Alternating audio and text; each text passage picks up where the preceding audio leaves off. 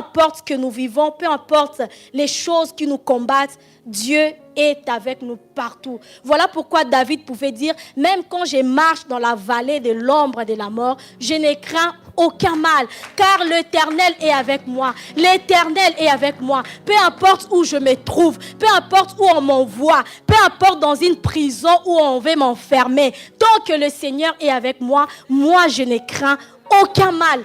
Je ne crains aucun mal parce que je sais, ils peuvent comploter contre moi. Cela ne s'accomplira jamais parce que la présence de Dieu qui est Dieu lui-même est avec moi. Amen. Amen, amen, amen. Alors maintenant, je vais rentrer dans les vifs de mon sujet, la présence approbative de Dieu. La présence approbative de Dieu. Je vais demander vraiment au pianiste de suivre le mouvement de l'esprit, vraiment de suivre l'esprit de Dieu. La présence approbative de Dieu. C'est quoi la présence approbative de Dieu? C'est quoi la présence de Dieu? La présence de Dieu, c'est la concentration de Dieu en un lieu. La concentration de Dieu dans une personne. C'est qu'on peut entrer dans un endroit où on sent qu'il y a trop de Dieu. Excusez-moi, je ne sais pas si ça s'est dit, mais je le dis quand même. Il y a trop de Dieu. On sent qu'il y a le débordement de Dieu ici. Il y a le plein de Dieu. On voit une personne et on sent que, non, ça c'est, il y a trop de Dieu, il n'y a pas de mots. Il n'y a pas d'autre chose que je peux dire. Dieu est là. Et on appelle ça la gloire de Dieu. La gloire de Dieu. Dans Exode 33, Moïse a dit, Seigneur, montre-moi ta gloire. Et la réponse de Dieu était, je vais passer devant toi ma présence. Pour dire que lorsque le Seigneur te fait grâce de sa présence, c'est sa gloire qu'il te donne. C'est sa gloire qu'il te donne. Et cette présence-là est tellement précieuse. Cette présence-là a un prix à payer pour vivre dans la présence de Dieu. Pour vivre dans le trône de Dieu. Quand on est dans le trône de Dieu, on s'oublie. Quand on est dans le trône de Dieu, on ne regarde plus l'air. Quand on est dans le trône de Dieu, on ne regarde plus le voisin. Quand on est dans le trône de Dieu, on a envie de se prosterner. On a envie de se laisser aller. Quand on est dans le trône de Dieu, oh, plus rien n'a plus d'importance. Plus rien n'a plus d'importance. Quand je rentre dans cette présence-là, j'ai même plus envie qu'on m'appelle femme, maman, mère. J'ai plus envie de ça. J'ai juste envie de Dieu. J'ai juste envie de Dieu. Cette présence-là t'amène quelque part où tu dis, oh mon Dieu, tu sens comment est-ce que toi-même tu es en train de disparaître. Même si tu es quelqu'un qui a toujours cherché à prendre contrôle. Mais quand tu es dans le trône de Dieu, tu perds le contrôle. Tu perds le contrôle parce que Dieu est trop là. Dieu il déborde. Il te remplit, tu t'oublies. Rima Sobo Shaka. Si le Seigneur te permet d'entrer dans son trône, dans son plan, c'est fini. Il te bouleverse, il te change.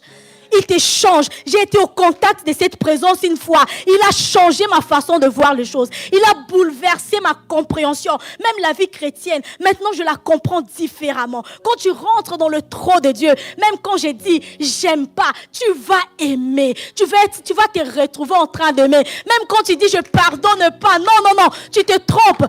Entre dans la présence de Dieu, dans le trône de Dieu. Tu vas disparaître et la présence de Dieu va t'envahir. Tu vas te retrouver en train de prier pour les personnes qui te haïssent. Tu vas te retrouver en train de prier pour les personnes qui ne t'aiment pas. Quand tu rentres dans le trône de Dieu, tu t'oublies. Et là, tu n'as plus envie qu'on t'appelle maman. Tu n'as plus envie qu'on t'appelle femme. Tu n'as plus envie qu'on t'appelle Nadège. Tu as juste envie d'être là, dans la présence de Dieu.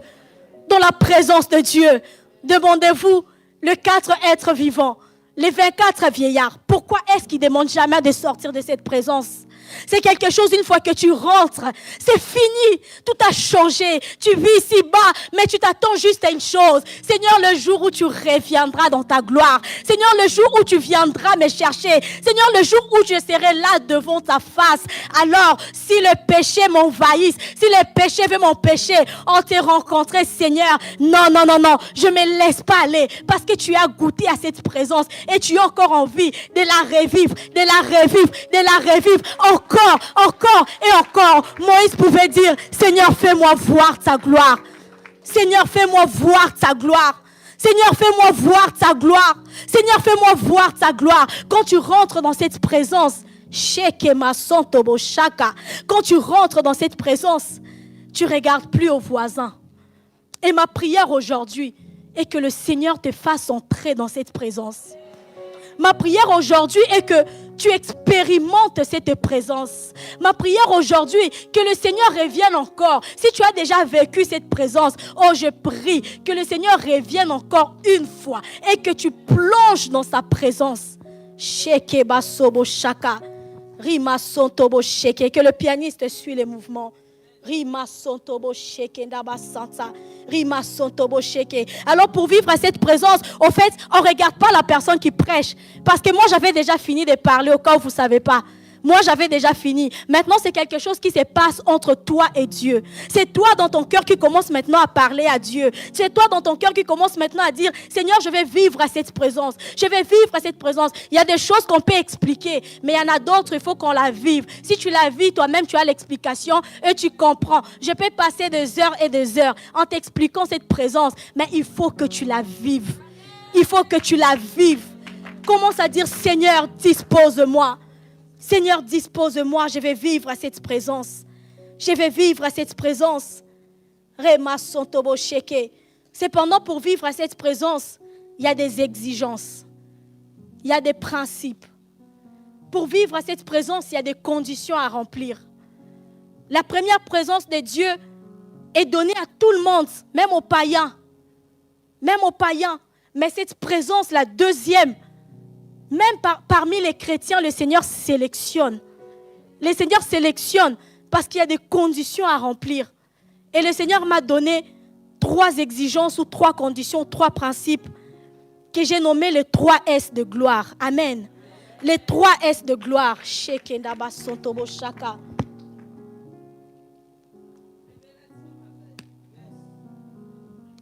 Que je nomme les 3 S de gloire. C'est des prix à payer. Le premier S, je dis, c'est le S de la sanctification. C'est le S de la sanctification. C'est le S de la sanctification. Je vous dis, ça vaut la peine. Parce que cette présence, elle est magnifique. Cette présence, elle est magnifique. Il n'y a pas quelque chose ici-bas sur la terre qui soit plus que cette présence. Il n'y a rien ici-bas qui soit plus que la présence de Dieu. La Bible nous dit dans Hébreux 12, 14, recherchez la paix avec tous et la sanctification, car sans la sanctification, personne ne verra Dieu. Personne ne verra Dieu.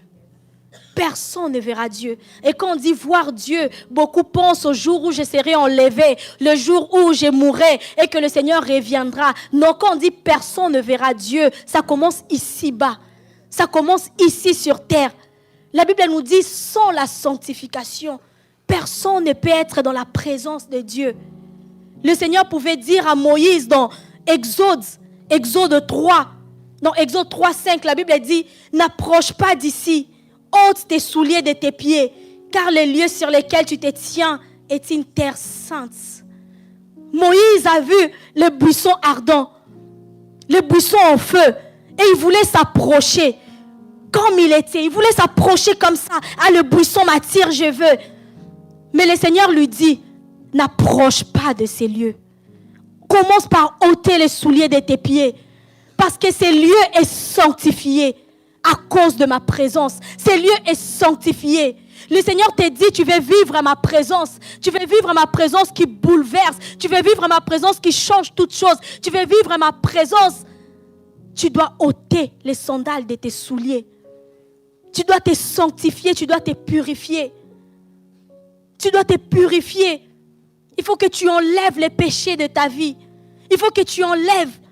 La servante de Dieu, Catherine Kuhlman, a dit un jour que les chrétiens ont facile à confesser ce que nous appelons les grands péchés. J'étais ivronne, le Seigneur m'a délivré. J'étais impudique, le Seigneur m'a délivré. Mais les péchés qui t'accompagnent tous les jours, tu en fais quoi? Tu en fais quoi? Peu de chrétiens viennent devant Dieu et disent, Seigneur, je suis hypocrite, pardonne-moi. Seigneur, je suis une personne hypocrite, pardonne-moi.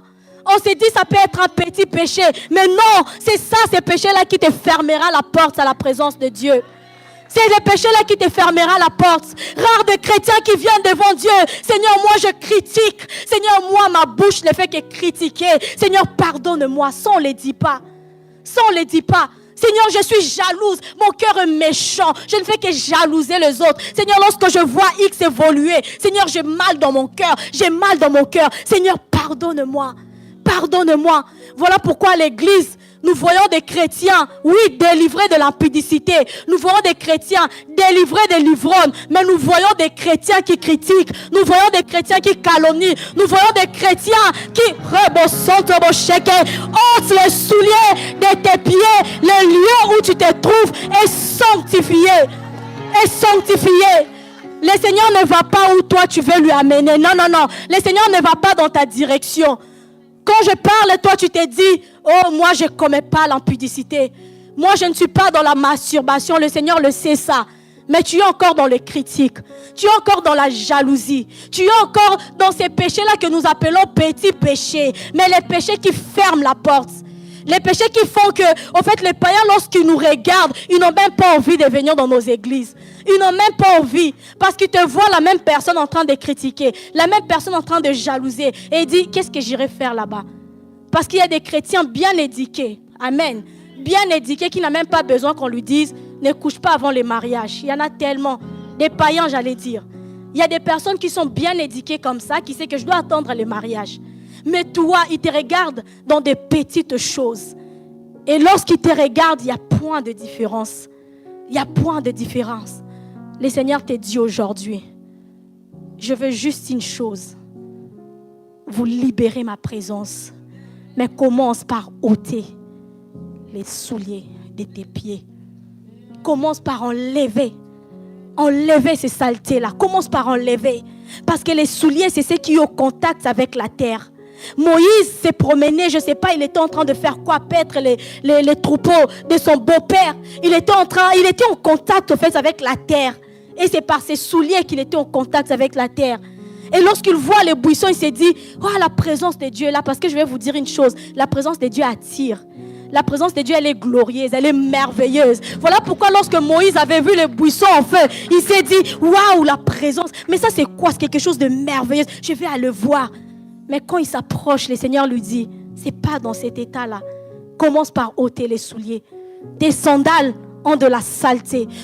Tes sandales sont en contact avec la terre. Moi, je ne veux pas que tu ramènes la saleté ici. Ce lieu est sanctifié. Ce lieu est sanctifié. Et lorsque Moïse a ôté les sandales de ses pieds, il était déjà dans la présence de Dieu. Il pouvait admirer cette présence. Voilà pourquoi Moïse, après avoir rencontré le buisson ardent, rien n'avait plus d'importance pour lui. Rien n'avait plus d'importance. Il pouvait aller où le Seigneur pouvait l'envoyer. Il pouvait aller peu importe l'endroit. Moïse n'avait plus de vie.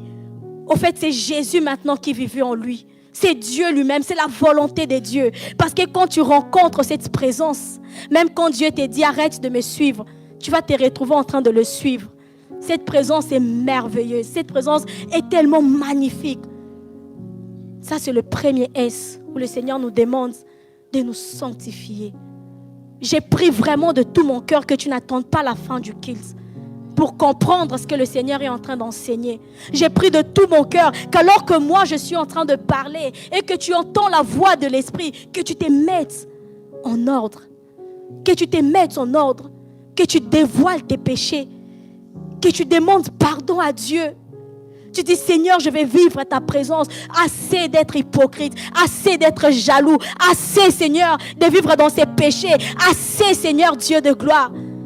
Seigneur, je veux que tu me libères de ces péchés. Seigneur, je veux que tu me libères. Le Seigneur a dit, je le ferai comme vous le ferez entendre à mes oreilles. Si toi, tu décides de demander pardon, d'ouvrir ton cœur, le Seigneur le fera. Le Seigneur le fera, il te délivrera de ces péchés.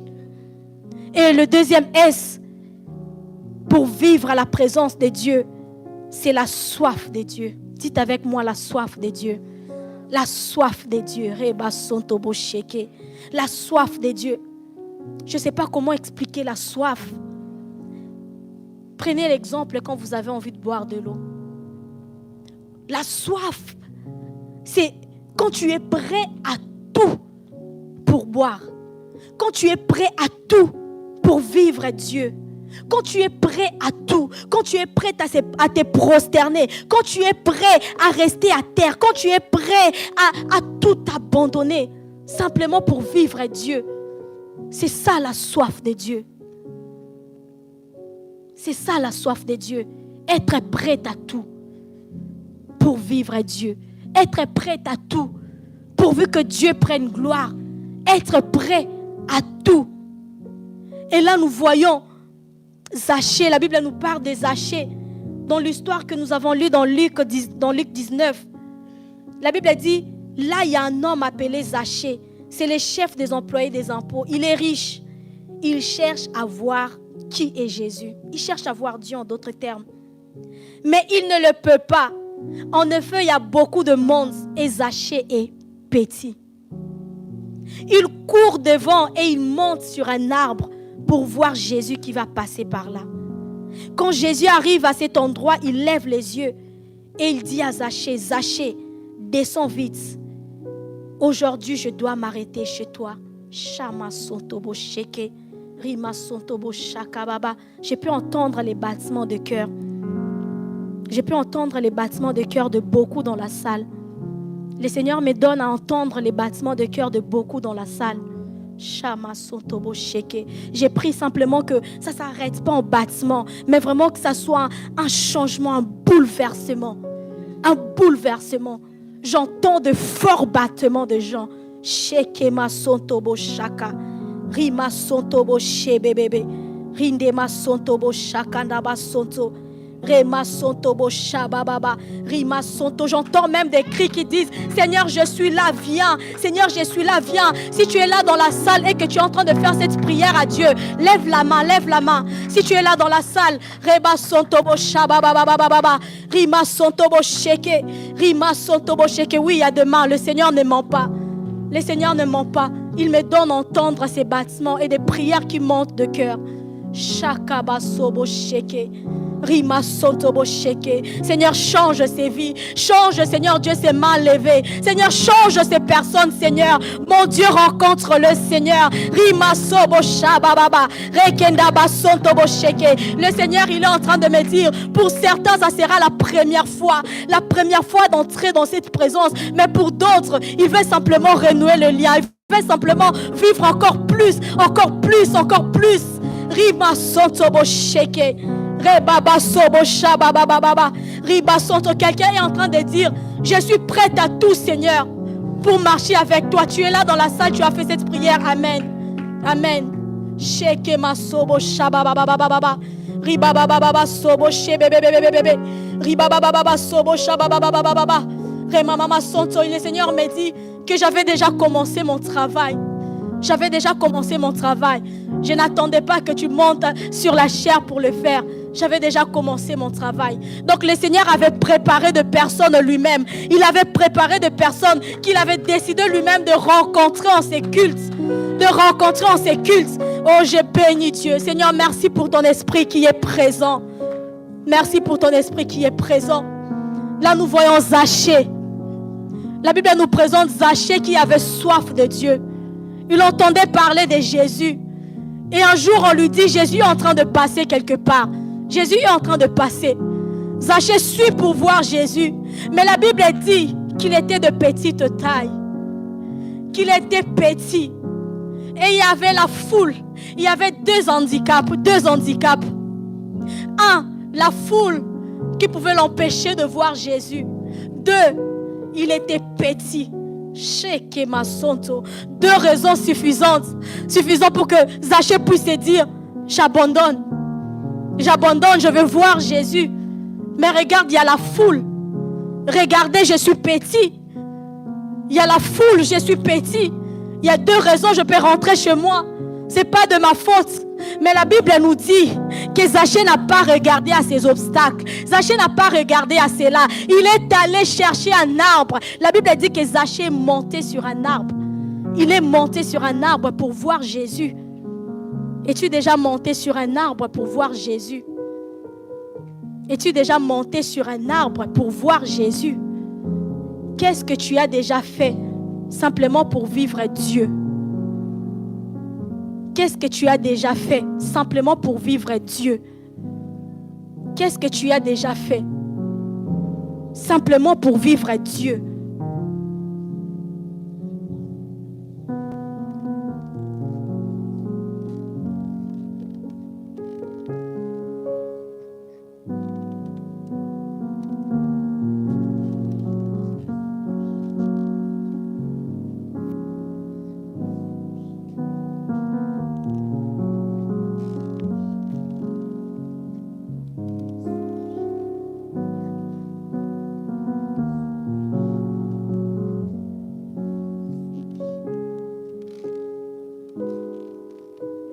Laisse le temps de prendre des décisions.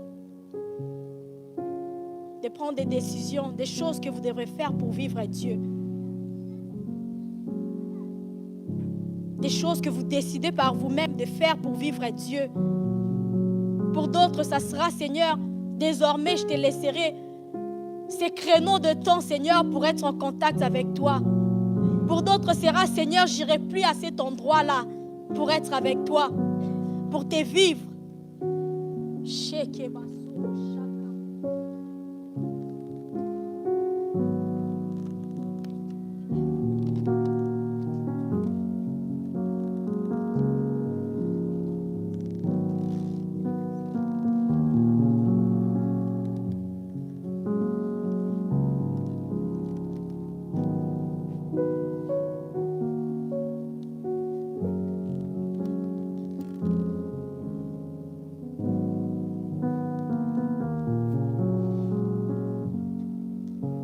J'entends, je les ferai. Je les ferai. Je le ferai. J'entends, je le ferai. Je le ferai. Je le ferai.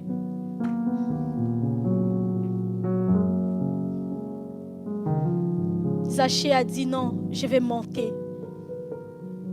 Je vais monter. Je ne sais pas si c'était facile à grimper ou pas cet arbre. Je ne sais pas si c'était à la taille de Zachée. Je ne sais pas si Zachée avait beaucoup souffert pour grimper cet arbre. Mais il était décidé dans son cœur. Parce qu'il voulait voir Jésus. Parce qu'il voulait voir Jésus. Peu importe ce que cela pouvait le coûter. Se blesser, tomber et retomber. Nous savons que Zachée était déterminé. Et comme il était déterminé, il a réussi à grimper. Il a réussi à monter. Et la Bible dit que Jésus, lorsqu'il arrive où était Zachée, il lève les yeux. Il lève les yeux pour chercher la soif. Parce que le Seigneur cherche la soif. Il y avait du monde tout autour de Jésus. Il y avait beaucoup de personnes. Jésus pouvait juste bouger un peu pour dire à la personne qui était à son côté, c'est chez toi que j'irai aujourd'hui. Mais la Bible dit que le Seigneur lève les yeux pour voir la soif, pour voir où était la soif. Et il dit à Zachée, hâte-toi de descendre. Parce qu'aujourd'hui, je serai chez toi. Je serai chez toi. Si je vous pose la question, est-ce que Zachée était la seule personne de petite taille dans la foule? Vous me direz certainement non. Et je le crois. Certainement, il y avait du monde. Il y avait beaucoup de personnes qui étaient de petite taille et qui pouvaient être empêchées par la foule. Mais la Bible nous montre de Zachée seulement. La Bible nous montre que c'est simplement Zachée qui est monté. Et j'ai prié qu'aujourd'hui, que ce soit toi. J'ai prié qu'aujourd'hui, que lorsque le Seigneur pose ses yeux, qu'il te voie toi, qu'il te voie toi, qu'il te voie toi, qu'il te voie toi. Encore, on voit une autre histoire de Moïse dans Exode 33. Exode 33 nous montre Moïse, où le Seigneur lui dit, Moïse, prends le peuple que tu as fait sortir d'Égypte. Levez-vous, prenez, allez, partez. J'enverrai mon ange qui sera avec vous. Et lui, il chassera tous vos ennemis. Il chassera les Ébusiens, les Étiens. Il chassera tous vos ennemis. Mais marchez.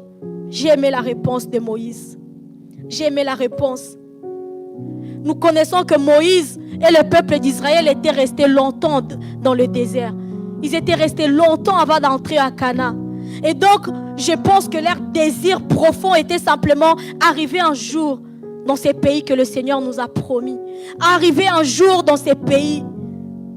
Mais le Seigneur vient et lui dit, c'est bon, vous êtes longtemps restés à cet endroit, levez-vous et partez.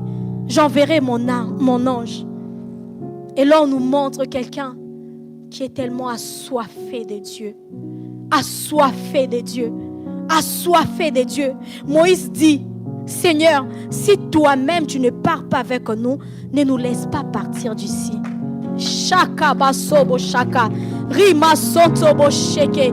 Rima sotobo sheke. Là, j'entends quelqu'un qui dit, Seigneur, si tu n'es pas dans ces mariages, je ne me marierai pas. Amen. Si tu n'es pas dans ces mariages, je ne me marierai pas. Combien de nous feraient ça? Combien de nous? C'est comme si on te dit, tu veux être guéri, mais là-bas, il n'y a pas Jésus. Combien nous courons après la guérison? Nous courons après les miracles. Même si on voit, on sent qu'il n'y a pas Jésus. Mais on s'est dit, on s'en fout, l'essentiel, je serai guéri. L'essentiel, j'aurai ce que je cherche. Mais Moïse a dit, oui, nous avons besoin d'arriver à Canaan. Oui, Seigneur, nous sommes fatigués de rester dans le désert. Mais Seigneur, si tu n'es pas avec nous, si tu ne pars pas toi-même avec nous, nous ne partirons pas. Nous ne partirons pas. C'est ça la soif. Désirer Dieu, rien que Dieu. Désirer Dieu, rien que Dieu. Peu importe ce que cela peut me coûter, Seigneur, mais je veux toi. Je te veux toi, Seigneur. Ne nous laisse pas partir d'ici. Ne nous laisse pas, Seigneur. Shekema sontobo shaka. Reba sontobo shebebebebe. Il dit, Seigneur, nous ne partirons pas d'ici. Nous ne partirons pas d'ici. Si toi-même, tu ne pars pas avec nous. Que quelqu'un promette cela à Dieu. Promets cela à Dieu. Je ne sais pas dans quel domaine, dans quelle chose. Dis à Dieu, Seigneur, si tu n'approuves pas cette voie, Seigneur, je ne partirai pas. Si toi-même, tu ne viens pas avec moi, je ne partirai pas. Je ne ferai pas cela, Seigneur. Je ne ferai pas cela. Je ne courrai pas, Seigneur. Je ne veux pas courir après cette guérison, Seigneur. Si tu n'es pas avec moi, Seigneur. Shekema sontobo shaka. Riba sontoboché. Aujourd'hui, nous voyons le peuple de Dieu assoiffé de miracles, assoiffé de choses qui ne viennent pas de Dieu. On sent que là-bas, il y a un faux prophète qui dit des choses qui contredisent la Bible. Mais simplement, parce que quand il me touchera, je serai guéri. On court après, on court après. Peuple de Dieu, nous voulons Dieu ou nous voulons ce que les hommes nous présentent. Moïse a dit, je ne partirai pas. Je ne partirai pas. Et ce que j'aime avec Dieu, lorsqu'il sent qu'il y a la soif, lorsqu'il sent que vraiment c'est moi qui ai désiré, il finit par faire le miracle. Il finit par donner ce qu'on recherche. Lorsqu'il sent dans le cœur que c'est moi qui ai cherché, c'est moi qui ai désiré, je le ferai. Je le ferai. Là, nous sommes dans la soif. Le Seigneur nous parle au travers Zachée et Moïse. Le troisième S, c'est la sensibilité. Amen. La sensibilité. Sanctification, soif. Et là, c'est la sensibilité. Je vais prendre 3 exemples. Le premier exemple, c'est Jacob. Dans Genèse 28, 11 à 13, on nous montre Jacob qui était à un endroit où se trouvait Dieu. Mais Jacob n'a pas su que Dieu était là. Il n'a pas su que Dieu était là. Il dit lui-même, c'est sûr que le Seigneur est ici. Et je ne le savais pas. Je ne le savais pas. La Bible nous dit que lorsqu'il dormait, le Seigneur, il fait un rêve, Jacob. Et il voit un escalier qui est placé sur terre et qui arrive jusqu'au ciel. Des anges de Dieu les montent et les descendent. Le Seigneur se tient près de Jacob et lui dit, je suis le Seigneur, le Dieu d'Abraham, de Jacob et d'Isaac. Le Seigneur lui dit cela. Et Jacob, quand il se réveille de son rêve, il dit, certainement le Seigneur était ici et moi je ne le savais pas.